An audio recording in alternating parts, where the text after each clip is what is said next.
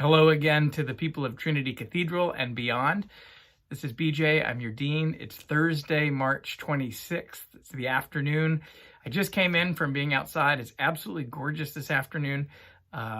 Would encourage you to go outside and take a walk if you can, but by the time you watch this video, it's Ohio. It will probably have changed. But for now, it's absolutely gorgeous.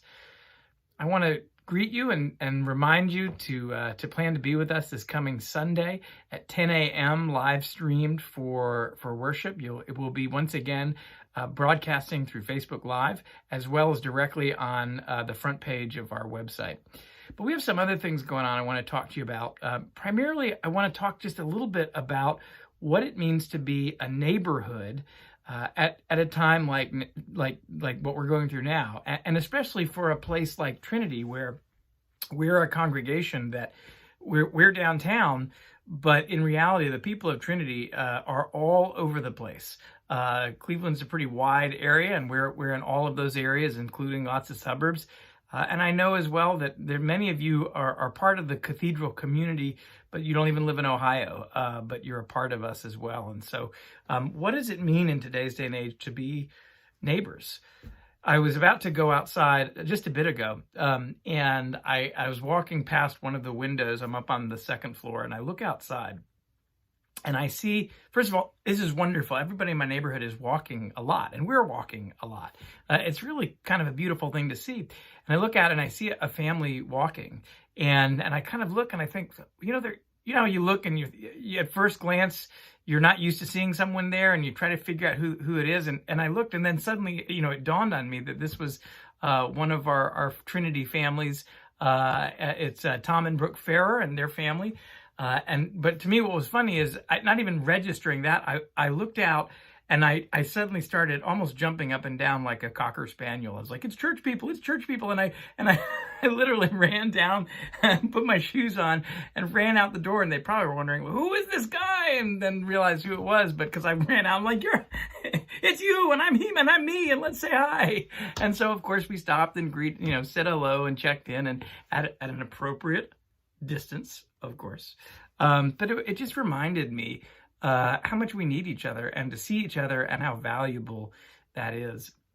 Another thing that happened yesterday was we did our first online Bible study, the Dean's Bible study, one thing we're calling it. We did Lectio Divina together, and we had about 25 people all Zooming in. For some of them, it was their very first time. And that was very, very real community. And I could tell, and I felt it too, how much we missed seeing each other. So it isn't the same as being in the room together with our Bibles open and our coffee and all the things that make Bible study beautiful. But you know what? It was beautiful in its own way because we were able to really be together and look forward to being together again. So these are important ways of staying connected to one another.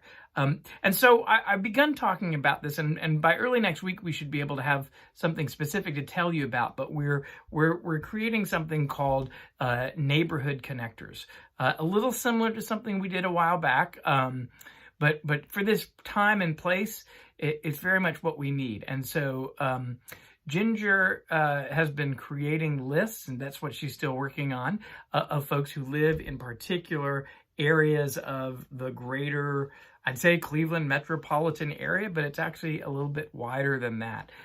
So wherever you are, you're in a neighborhood. And the person that we'll have connecting with you may not be your next door neighbor per se, but it'll be someone who basically reaches out and gives you a call and helps to find out who else is in your area. Now we're still here, clergy and staff. We still want to know. This will actually help us to know a little better about what's going on. And please, by all means, continue to reach out to us as you would. But this, we hope, will help to build just a little bit more of a community connection at a time when we can't just kind of brush up against each other at coffee hour and see each other in those lovely informal ways.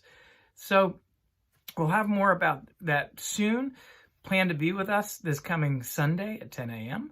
Of course, join us on the Bible study, and we'll have some more things on offer going forward. So in the meantime, hold me in your prayers. I'm holding each of you in my prayers hold this community, our city, our state, our nation, and our world in this time of need. Blessings to each and every one of you.